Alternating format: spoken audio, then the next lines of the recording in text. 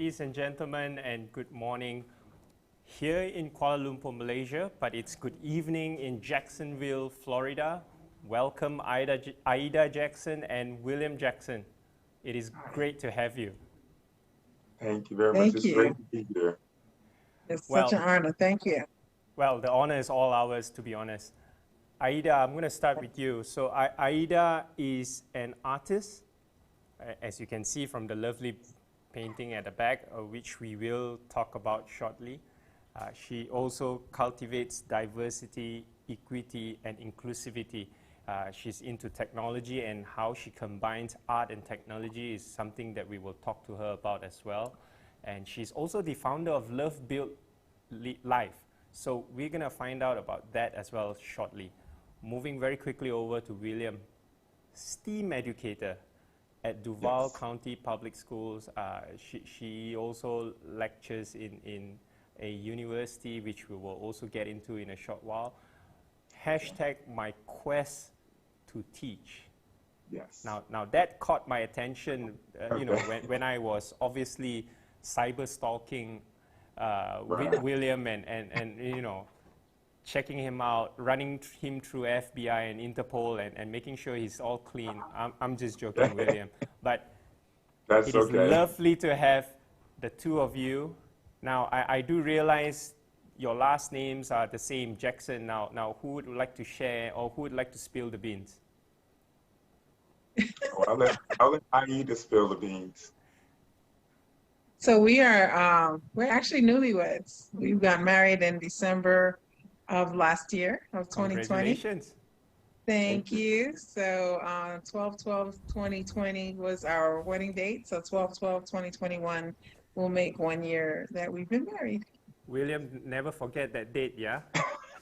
I was hinting now. We chose that. I chose that purposely. So that he couldn't forget. Can't forget 12/12/2020. That's simple. Fantastic. Aida, perhaps we will start with you. Okay. Let's assume we don't know who Aida Jackson is. Can you just give us a brief introduction of yourself? What have you been doing in the past? Sure. So as you mentioned before, I am an artist.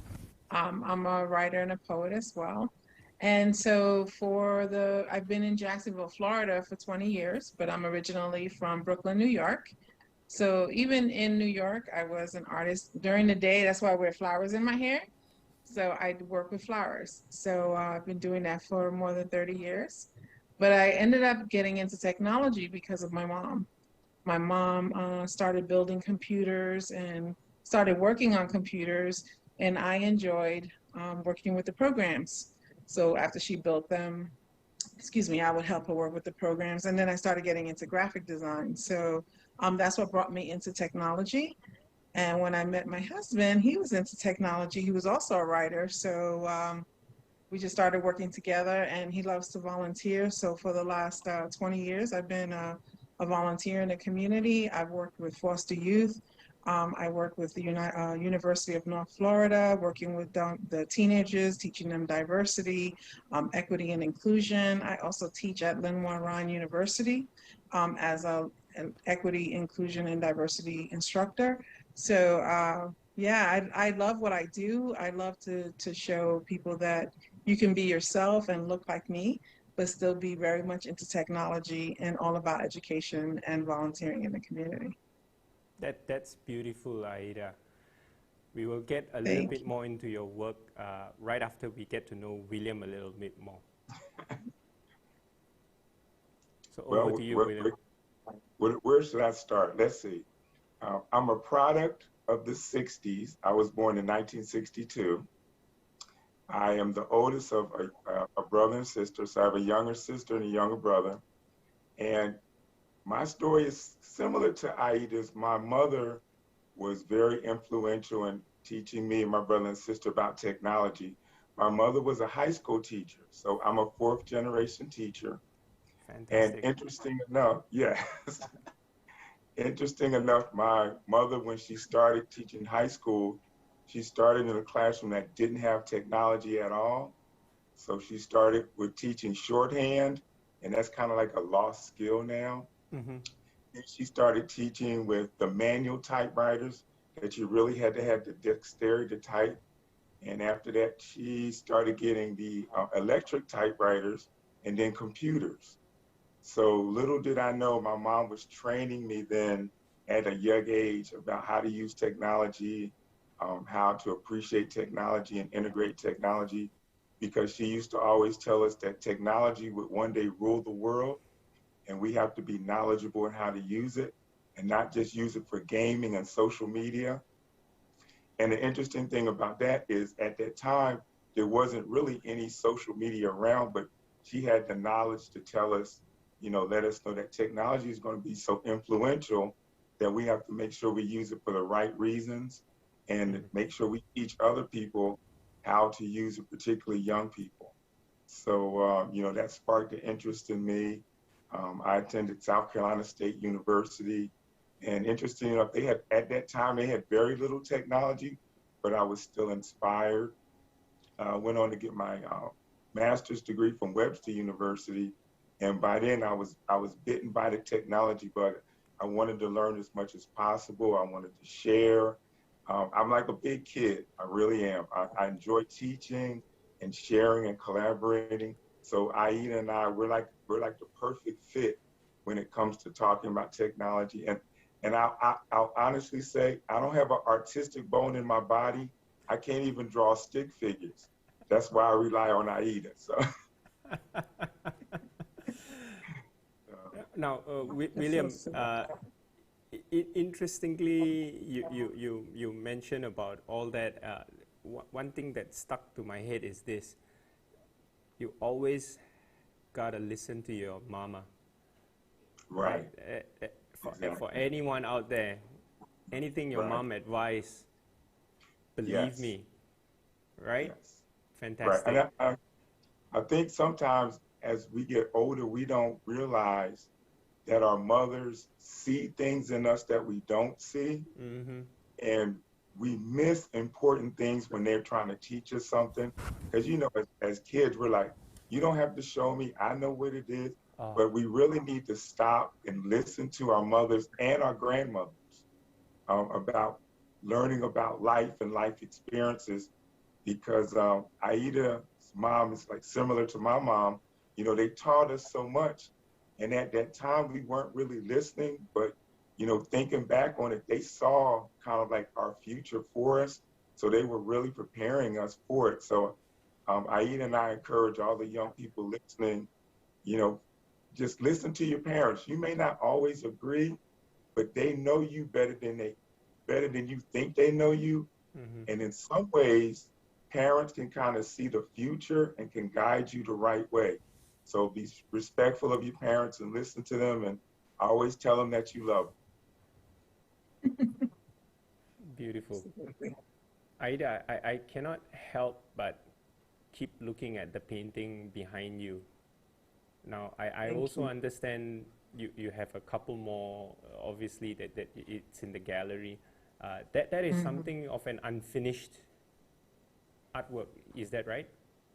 Yes, that's a piece in progress. I tell William, because he'll see them sitting there for a while, and he's like, "Are you gonna finish it?" And I'm like, "When she talks to me, when she tells me what she wants me to do, then I'll finish it." So every day I'm looking at the painting and I paint it in my mind. What is it that I want to do? And then one day it'll speak to me and say, "This is what I want," and I'll finish it. So yeah, it's a work in progress.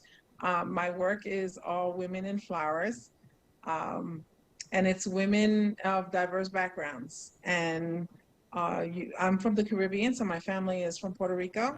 So I'm Afro-Latina, and the women, when people look at me and they go, "You're Puerto Rican, but you don't look like, J-Lo," which is Jennifer Lopez. I'm like, well, most of us don't. So, because we come in so many different colors and we have our hairs all different and we're all different. So that's the kind of women I paint, so that all women feel represented in my work. Amazing. I would wish for you to one day draw a Malaysian woman in a traditional wear with our hibiscus flower on Okay. her, you know, Okay. hibiscus is our national flower. We call it, Oh, yeah, so we call it bunga raya in Malaysia. I'm going to send you some beautiful. pictures, and you know, it would be fantastic if you can do a sketch of that. Yes, absolutely. Yes, send me some pictures. I would love that because I really do. It's not just about women of the Caribbean, it's the women around the world. I want women to feel, to see my work and feel, wow, that's beautiful. That she represents me, and that means I must be beautiful too. So yeah, absolutely. I would love that. Perfect. Now, speaking of J-Lo, William, I don't know if anyone has ever mentioned this to you, but Samuel L. Jackson looks exactly like you. Yes, I've heard it plenty of times. Um, you know, Yeah, and I it, take it, that I, as a compliment. I appreciate because the kids at school would tell me, "You know who you look like?" And I'm like, "Who do I look like?" And they'll say that, and I'm like, "Well, thank you very much. I appreciate it."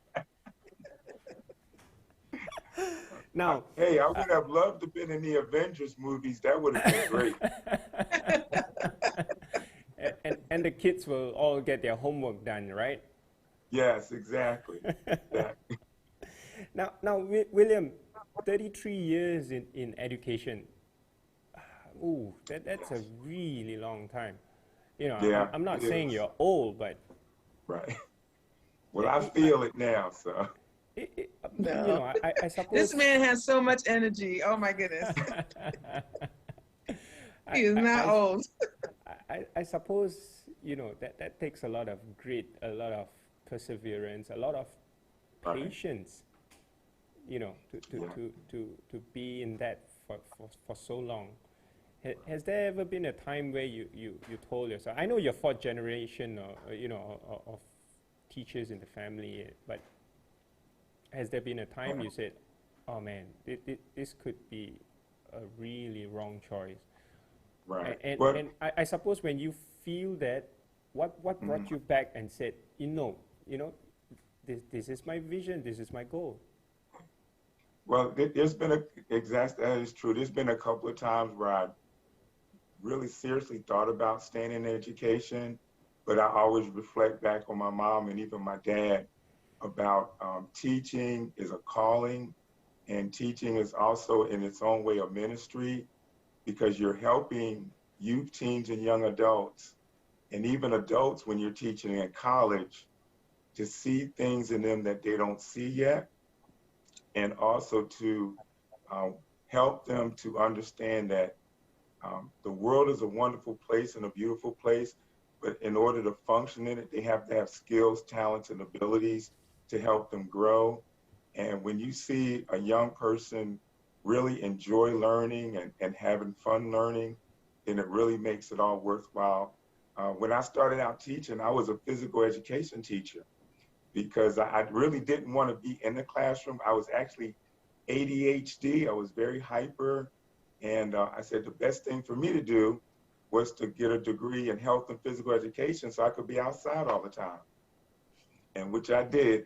And it worked out great. I worked in elementary school for years and years, from with kindergarten to elementary, you know, all of elementary, kindergarten, first, second, and third, fourth, and fifth, and just teaching them skills and helping to build their self-confidence.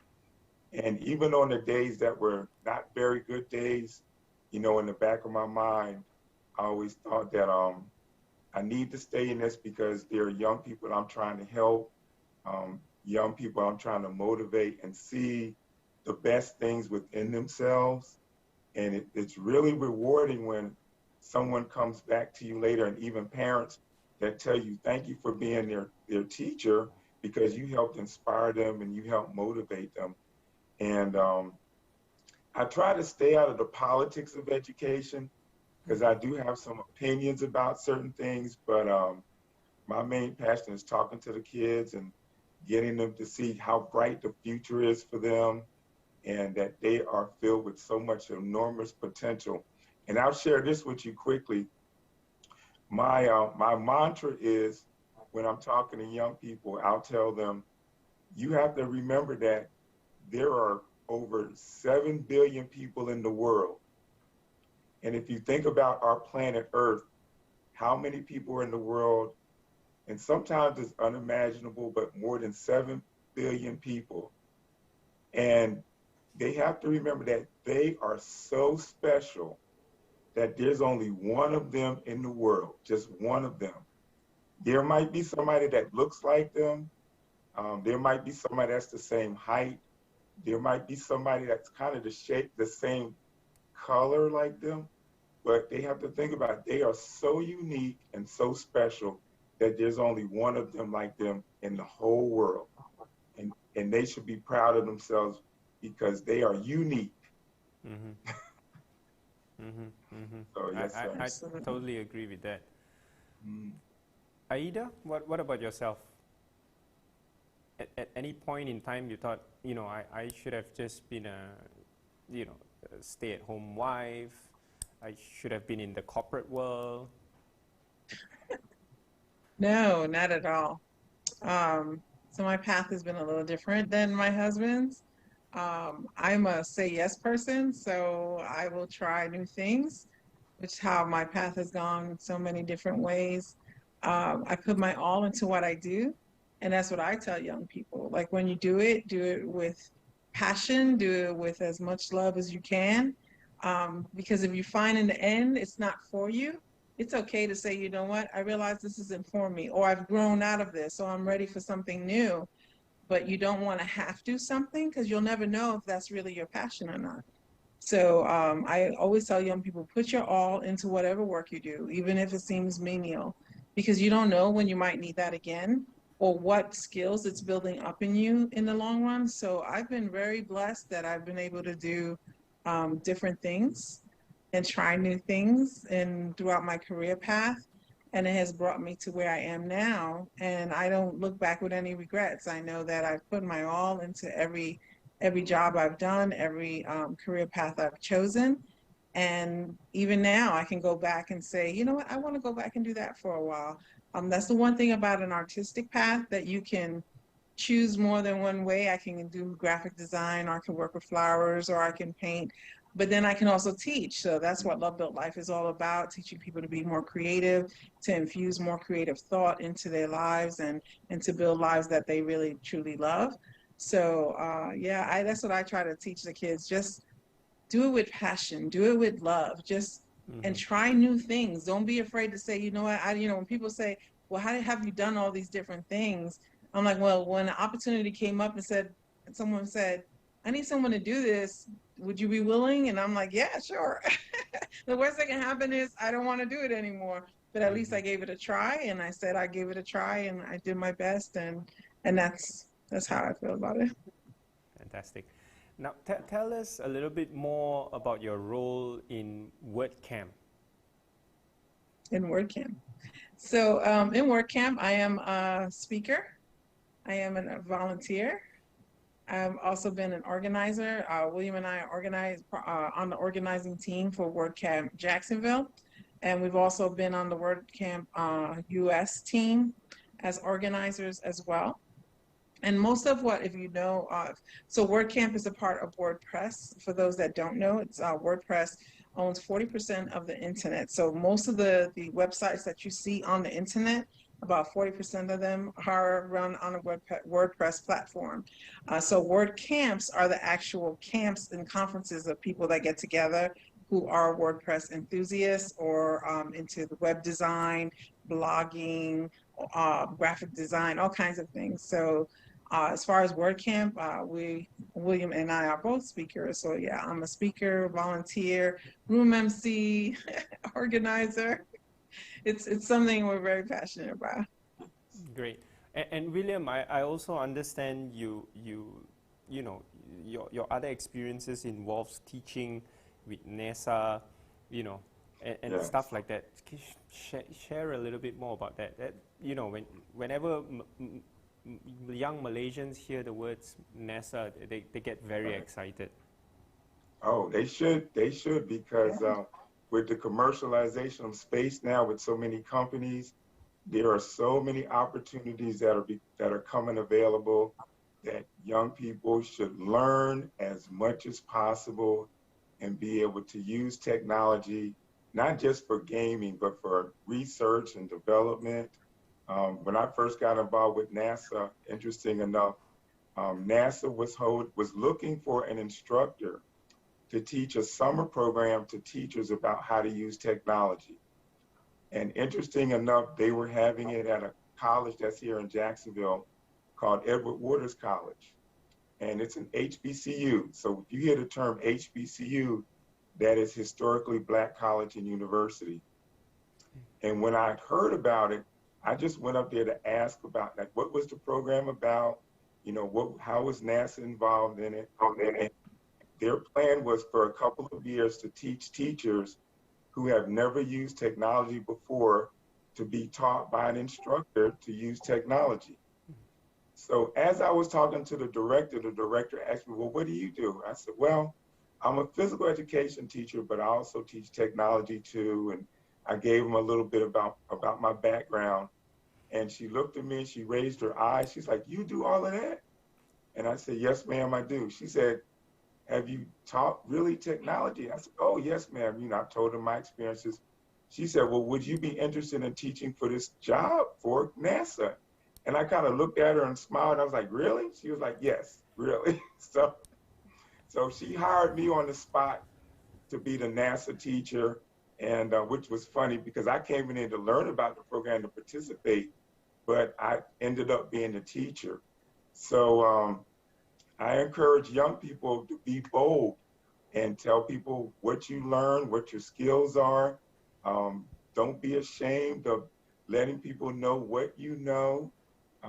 Magnify your knowledge by talking to your teachers and working with people and just growing as much as possible, because the world is in your hands. You can determine where you want to go and what you want to do. And if you have people that tell you that you can't do it, there's an old term called let your haters be your motivators.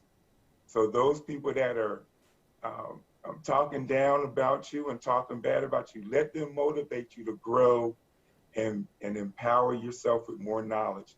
Because with the commercialization of space, not only will it open up doors for astronauts, but engineers, artists, mathematicians, any career that you can think of.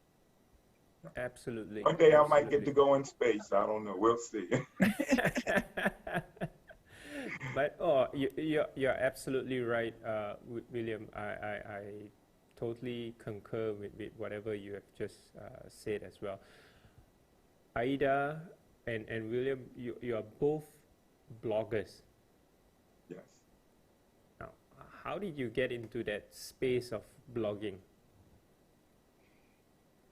Well, I started blogging about, like 2010, 2009. I was actually teaching a technology class, ironically enough, at Edward Waters College. And I was explaining to the students at that time, they didn't know what blogging was. And I was telling them it's like an online diary. You're writing your thoughts, you're writing your feelings, you're sharing stories.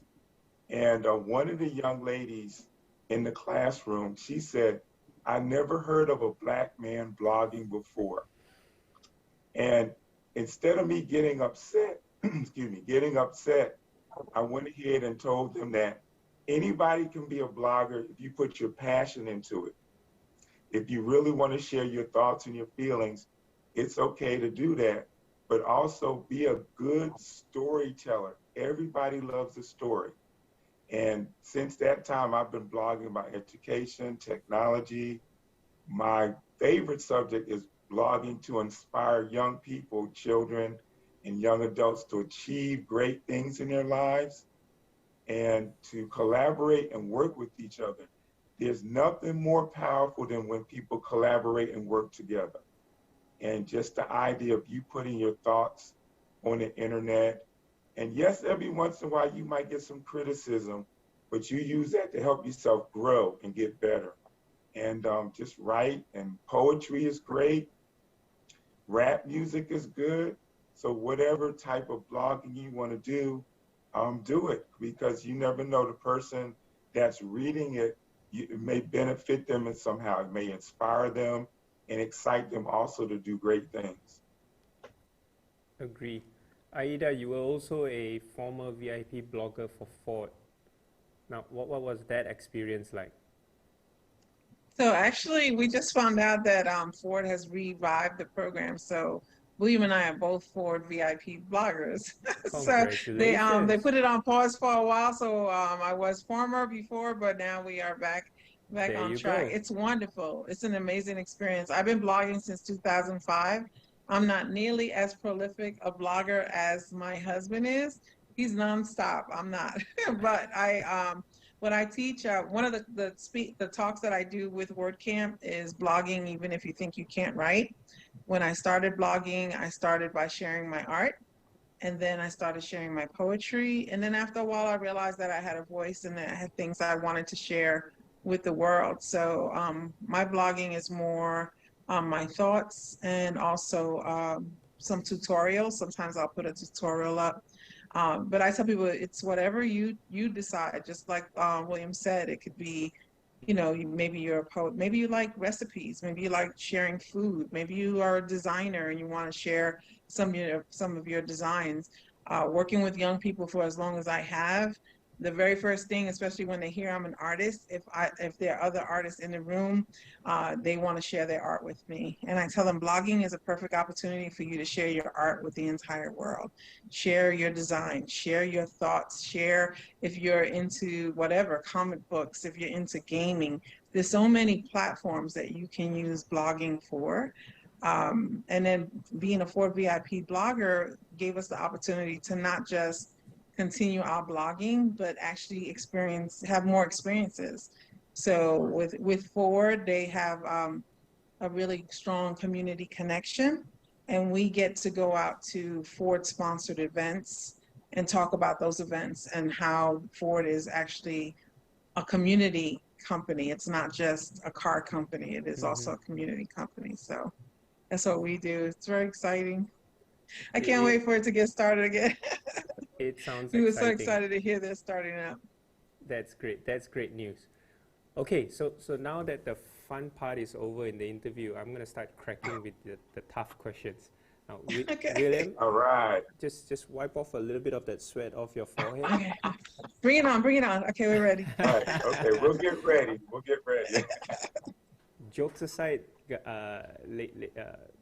guys, the world has been hit with the pandemic. Both of you are educators, obviously. Education has been disrupted. More so in a country like in Malaysia, where infrastructure, hardware, accessibility, towards technology, towards even broadband connectivity in that sense, is poor outside of the urban area. There's a huge debate in terms of, learning loss, learning gap, and stuff like that. The teachers don't like the words. The educators don't like to hear that, right? Because they know for a fact that they're trying their best to provide, to give that experience. But we all know it's very different when it's online. When it's over a screen, you can't tell a child who is 6, 7, or 8-year-old to literally sit half a day in front of the computer. Even us adults won't be able to do Zoom calls for half a day. We get really frustrated, right, midway through. How has that challenge been in the US?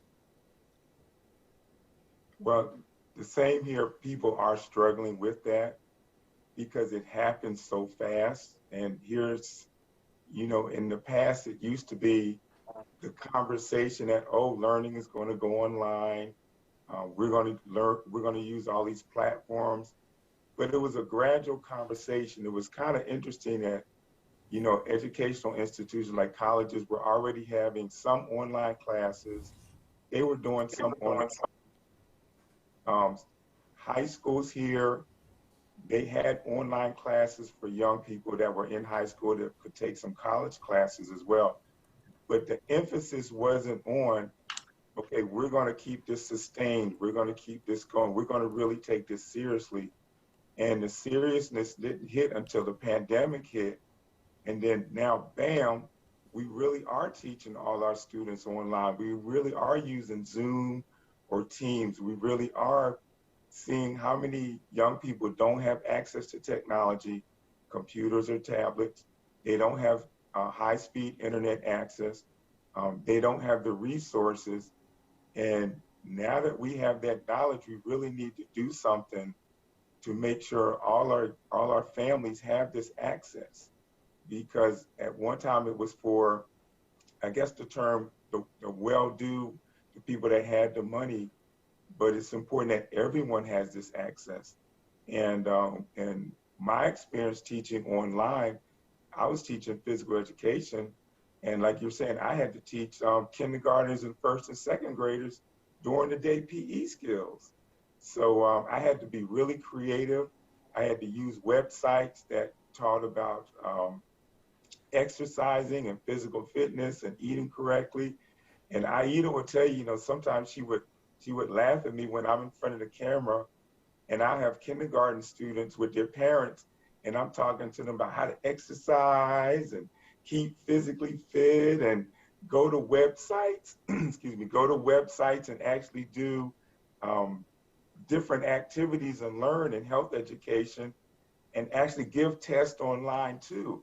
So the thrust of it came so fast that it did catch a lot of people off guard, but we did learn a lot of valuable information.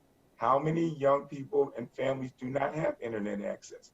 How many young people do not have access to the resources that really need them to grow? And I'm always of the opinion that governments around the world are going to be held responsible in getting those resources and those infrastructures outside of the cities into the communities, because a country is only as strong as the people that do not have access to those resources. Because I think excuse me, sometimes governments forget that the young people are the real future, and they need to educate them as much as possible, because if you have an uneducated community, your economic structure will not be stable, because those young people don't have the skills, talents, and abilities they should have been receiving through the educational system. So if it takes sending satellites into the air and giving outside communities access to the internet and giving those families computers, they should do it. Because the young people in those outside communities are just as smart, just as valuable, just as important, just as intelligent as the young people within the cities. And governments do themselves a disservice if they don't support all the families to help them grow to be productive citizens and working in careers that will help the structural basis of that city and that government. Because if governments don't help those families and those families slip more and more into poverty, they're not going to be able to help the economic structure of that city or that government. And then that's how a lot of governments fall, because they're not helping the people. So even here in the United States, you know, it's unfortunate that we claim to have all of this stuff, but unfortunately we're not using it the right way as well, because we have a lot of families and communities that are in poverty that can be lifted up with the proper educational tools. And, you know, I sound like I'm preaching a little bit, but, you know, when you look at it overall, you know, the structure is unfair, and governments really need to see that it benefits everybody when even the youth and families that are in poverty, when you lift them up by giving them educational opportunities and careers that help them grow. And, you know, when they're growing, they're helping lift up the tax structure. You know, they're helping to lift up the infrastructures of the cities. This is where most of the money comes from. You know, the people that build the roads and the cities and, you know, electrical grids and all that stuff that we need. So, you know, despite the looks of it, the United States is having its economic issues as well. And we can't hide from that. But that's why I say teachers really are working hard to emphasize the value of education. And one day this pandemic is going to go away. And Aida and I talk about this often. Where will we be as a society when it goes away? Are we going to be doing the same thing the same way? Or are we going to be learning from these lessons? And history will only tell. Yeah, that's why we have gotten involved with Clubhouse and getting involved with Educate and speaking in these education rooms, because the truth is, yeah, it was hard, mostly because, as he mentioned, it went so quickly. Many people were unprepared. Our city was definitely unprepared. To the credit of the Duval County public school systems, they did find ways to get those kids who didn't have access to the internet, to give them access, those who did not have computers, to get computers to them. So, you know, to their credit, they definitely did that, and they did that as swiftly as they could. But just getting access is not enough if you don't know how to use the equipment, if you don't value the equipment, if you don't value the education that comes from it. When I'm speaking to parents and they tell me, excuse me, that this is so difficult, this was so hard, I'm like, get used to it. This is how it is. This is the future. What we need to do is we need an educational overhaul. Our old way of teaching, our old educational system cannot sustain itself online teaching the same way. We have children that are neurodiverse. That's part of diversity. It's not just about race. It's about, how do these kids think? How do they learn? We have to find ways, like he said, to be creative. It was fun to see him getting, you know, all excited and moving around, but you know what? It might take that. You know, we've done some virtual classes with libraries in other states, and we are very animated online, as you can see even, you know, during this interview. But when we're working with kids, we're extra animated. Why? You have to stay engaged. You have to show them, I'm as excited to be here as you are. Is that easy? No, it's not. So that might just mean that we may have to shorten the day. We may not need a whole 8 hours. We may have to do it in 5 hours and teach as best we can in that time, but using that motivation, that excitement, that energy to keep them motivated, excited, and energized. Because, like it or not, this is the wave of the future. We are moving more and more this way.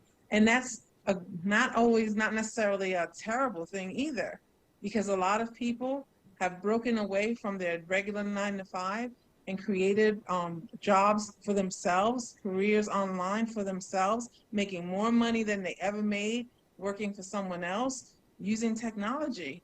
That's wonderful. And if we can teach that to our kids, that's even better. But we have to be the ones to be excited to do that. And if we're not, we are going to lose a lot of kids all over the world, not just here. Lovely, Aida. Just hold that thought. So while both William and yourselves were explaining that, there were a couple of questions that came in on the chat, and you know, you kind of touch upon all three of the questions, but out of the respect for our audience, I'm just going to read them out as well, and you know, you can see if you want to add on or you know. So this is from Billy. It says here, how I suppose it's, how do we motivate children to learn beyond just school subjects?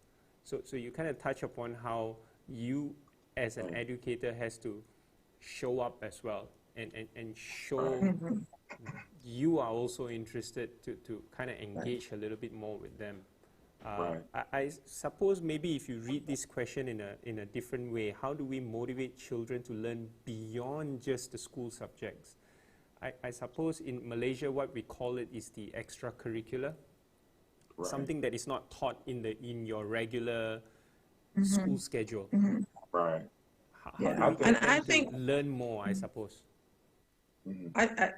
I'll answer from my end.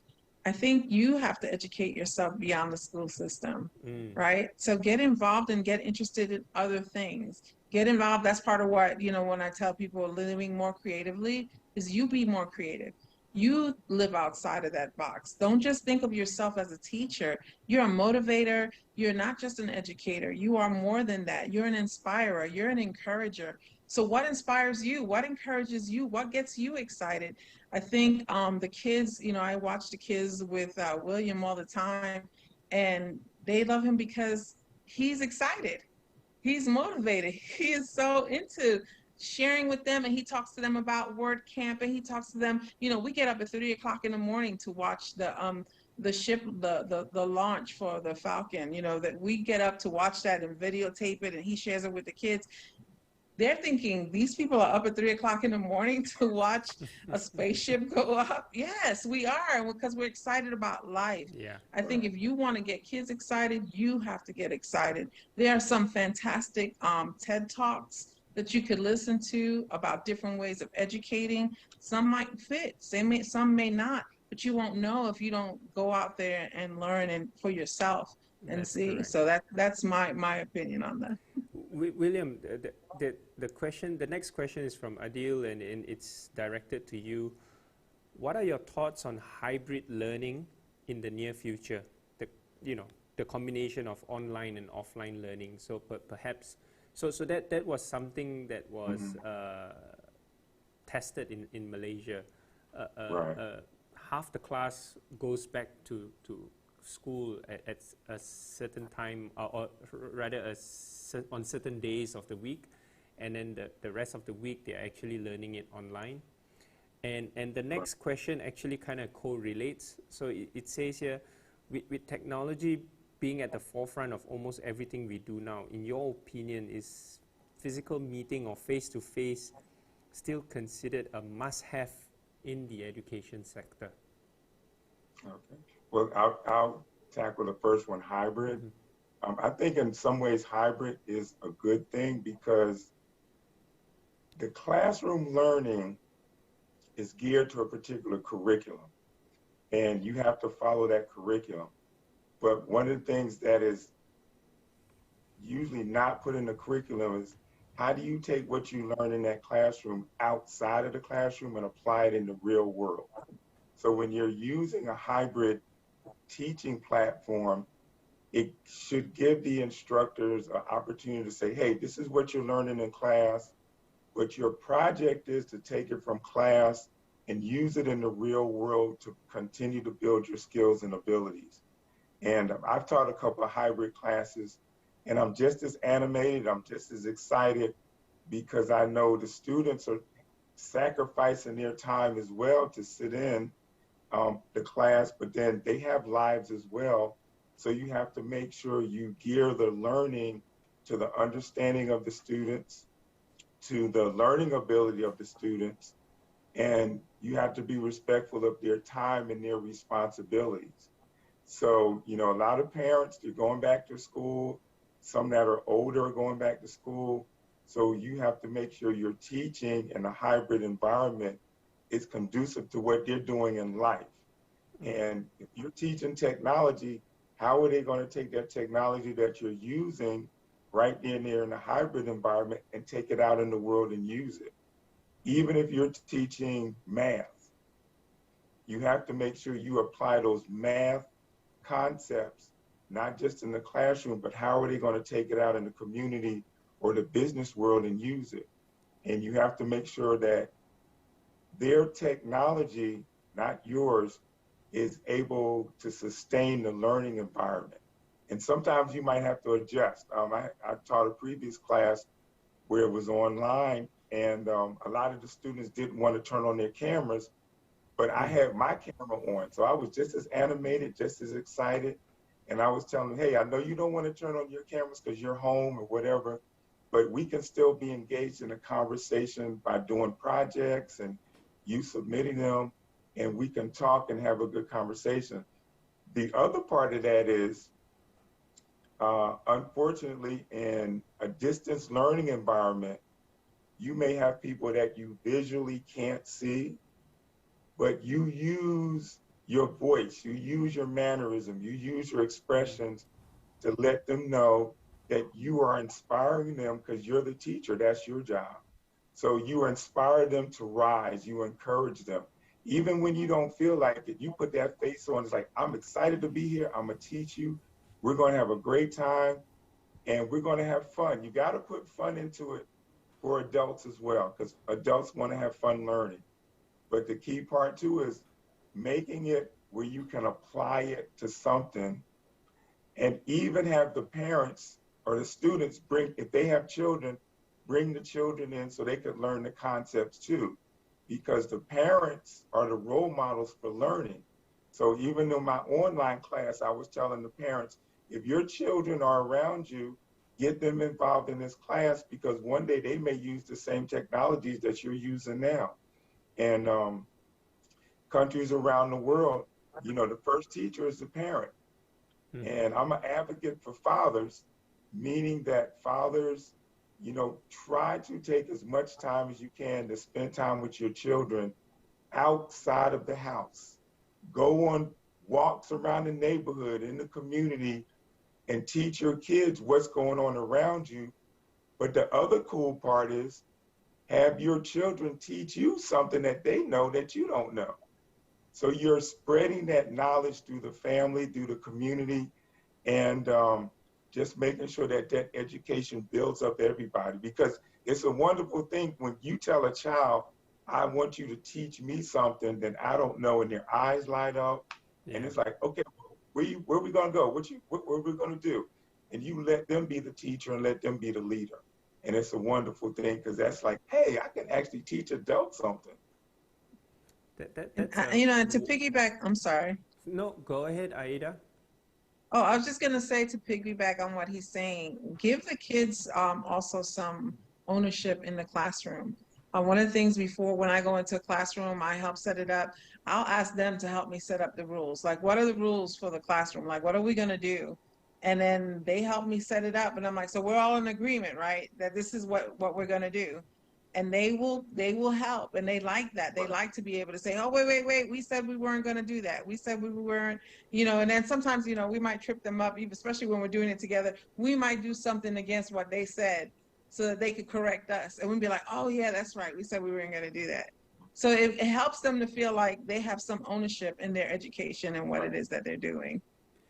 And to go along with what Aida was saying also, get young ladies and girls involved in the learning process as well.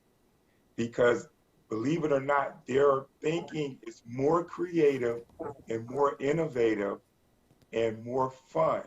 So they think differently. So when you're teaching them, make sure there's equality in the teaching environment, whether you're online, whether you're in the class, whether you're in the community. Because let me tell you, when you let a young lady express herself creatively and innovative, man, you better watch out. It's a wonderful thing. And, you know, a lot of women today are in leadership careers, and a lot of companies are growing because of that. Now, on the other side, and this is for the young men, if you are working in an environment where a woman is in charge, or she's in leadership, or she's a director, be mannerable, be respectful, and be humble, and learn as much as you can from her. Because women are more apt to teach you what they know than men. Now, that's not a put down on guys, because we're different. We think differently. But women are more nurturers. No matter what position they're in, they're willing to help you and teach you and guide you. But you have to be mannerable, respectful, humble, and willing to learn. And you can learn amazing things from young ladies and women, particularly that are in leadership positions. I agree with you, William, 100%. My first boss was a lady, and you know, eventually she's become a mentor to me. Right. Fantastic. I totally with that 100%. And just to move back a little bit on what William and even Aida was sharing earlier, I love the way how you brought today's topic into light, which was leadership in youth. When do we begin? You kind of paraphrase it in a very different way in terms of just telling me when do we begin. We begin as soon as we can. You know, you talked about ownership. You talk about letting them lead in terms of learning from them instead of, you know, always being the adult and teaching them instead. So those are really interesting ways of telling, you know, when do we begin in terms of leadership. And I really thank you for the way you've been sharing it. It's very obvious for everyone to see now how passionate the both of you are, you know, as educators, as leaders in your communities. Now, as I move to the last segment of the chat, you guys have been speakers in a lot of international conferences. There was one that was very recent, William, was it One Africa? Yes, One Africa Forum. Very quickly, tell me what that is. Well, that conference was similar to this. They were talking about what we teach and how we use technology, how to inspire young leaders, how to encourage young people to grow into leadership roles. And our journey as well is like what we actually do in the community and our backgrounds, excuse me, and how important we learn from our parents. And a lot of it goes back to our parents again. Listen to your parents, learn from your parents, use the information they give you to make better choices or great choices, and minimize your mistakes. But if you make a mistake, learn from it. You know, it'll humble you, but it's best to learn earlier in life than later in life. And also, young men, when you have a young lady that supports you, be supportive of her. I love my wife. She's very creative and very innovative. And I know that she knows things more than I do in particularly in an artistic ability. So I like to encourage the young men to always, always treat young ladies with respect, treat them with honor, because you never know, you and that young lady might start a company together. You and that young lady might start a school together. You and that young lady might run for political office together. So you build your team around you, and you make sure your team represents the community that you want to help. And that's very key, and that's very important. Yeah, you know, and I want to say something because, and thank you, honey, for that. But I also want to say something along those lines too, because I am a feminist. I was born and raised, from Brooklyn, New York. So, you know, anything about being in New York, I'm very outspoken and not afraid to speak my mind. But I think that we also have to remember that you can be outspoken, you can be a leader. I own my own business. I owned it before I even met my husband. And you can be all those things and still honor the person that you're with.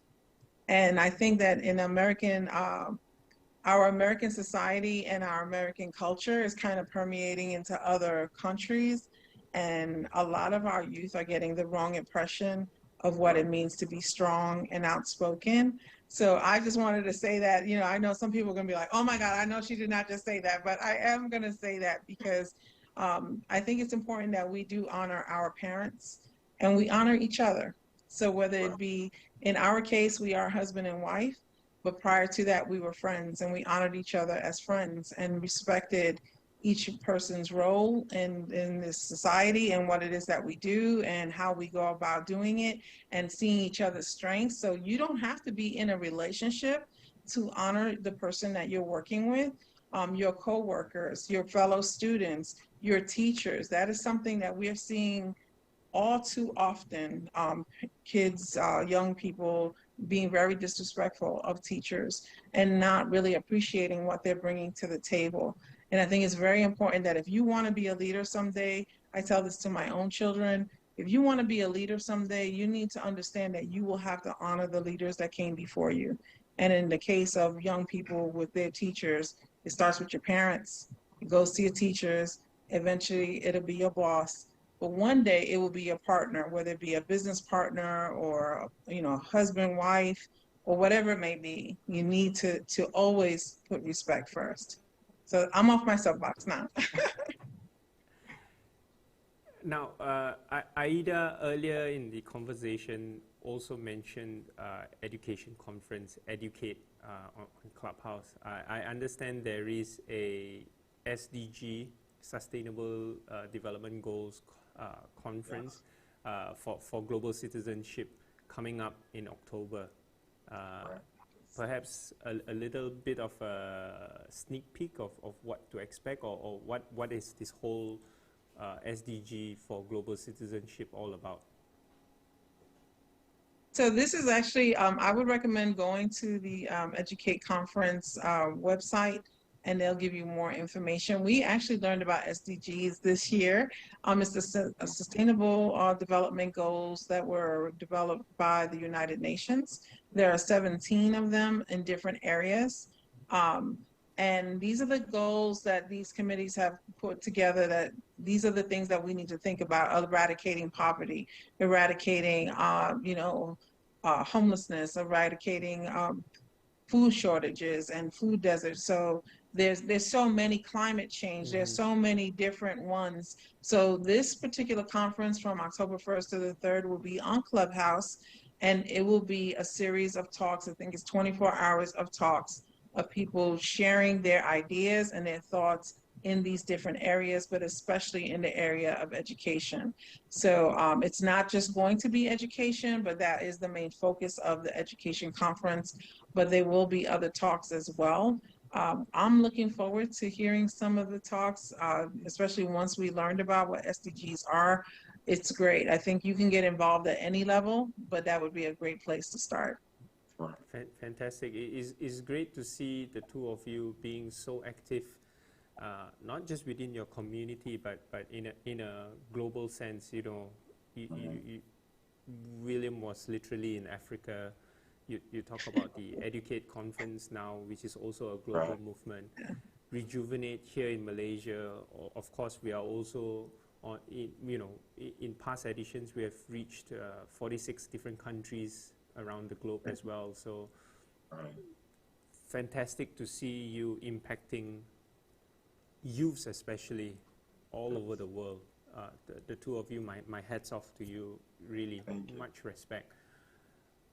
Last words, William. Maybe we start off with you. Last words, I would say, young people, you have the best tool in the world, your brain. Use it positively. Learn as much as you can every time you can, and learn your skills, talents, abilities as you get older, because you'll learn more and more about what you can do, and set your goals high. Develop a team around you and work together, respect each other, love each other, help each other. And as you do that collectively, that'll grow your community, that'll grow your city, and that'll grow your nation. And one last thing is very important that I have to mention. Please talk to your seniors and your elders and interview them and talk to them and find out their life experiences, because your seniors and your elders hold the information of your past history, and their knowledge can propel you anywhere in the world, because you're learning from them. They've been through so many things that we ourselves may not have been able to survive, but they survived it. Talk to them, nurture them, respect them, look up to them, take care of them, because you have to remember, we stand on the shoulders of our seniors that allow us to be able to live the way we do now. And use them to propel you forward, and love them and take care of them. And that's it. Thank you. Aida? So for me, I would say, don't be afraid. There's a great world out there, and there's so much information. And like you said, look to your elders and to your parents to guide you, but don't be afraid to try new things. Don't be afraid to learn new things. And you know, you hear what Andrew was saying about what we're doing, and we're doing all these things around the world, but we would not have done that if we were afraid to try, if we were afraid to get our voice out there, if we were afraid to share our knowledge and what it is that we know. I've learned so many things from young people, so don't be afraid to share what you know, and but also know that you don't know everything, and listen and learn. That's it. Beautiful. And with that, ladies and gentlemen, on behalf of Rejuvenate Edition 4, on behalf of the Synapse team, I would like to say a big thank you to Aida and William for spending their evening with us today, sharing their wisdom, sharing their knowledge, sharing their stories with all of us here today. And ladies and gentlemen, we are just kickstarting day 2. We will come back again right after lunch to talk to Dini Tajuddin, who is the founder and brand coach of diniflix.com. And then we move on straight to a session that is hosted and moderated by Melissa Indot, founder of Being Curious and Fearless on Clubhouse. And she will have 3 of her regular moderators, Carly Considine, Patricia Rivera, Desiree Kaur, to join her. Right after that, we will also have Siobhan Hassan, who is a favorite of ours on Rejuvenate. She has been on Edition 2 before, and she will be back with a friend of hers, Amelia Tan, and we will be talking about Pandemic, the Survival Kit. And we wrap up Edition 4 with Pranav Safla, all the way from India. This is one session I encourage everybody to follow, because you will be blown away by this 15-year-old boy from India. I believe me when I say you will be blown away. So, ladies and gentlemen, a full lineup for day 2 as we head towards the tail end of Rejuvenate Edition 4. Once again, Aida and William, thank you so much for your time. I wish you all the best in all that you do. I wish you safe, sound, and be happy always. And obviously, we will be catching up again in Clubhouse right after this. Well, maybe one day in the future we can do a workshop about blogging for you. Definitely.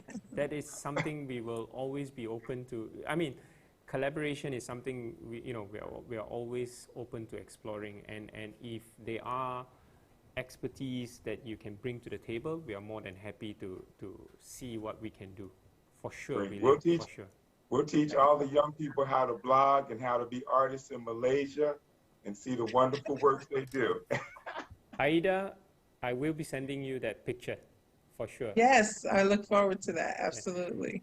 And William, one last reminder to you, do not forget 12-12. Exactly. Yes, sir. Yes, sir. I see you all. I love that. Bye-bye. Bye-bye. Bye-bye. Thank you again. Take care. You too.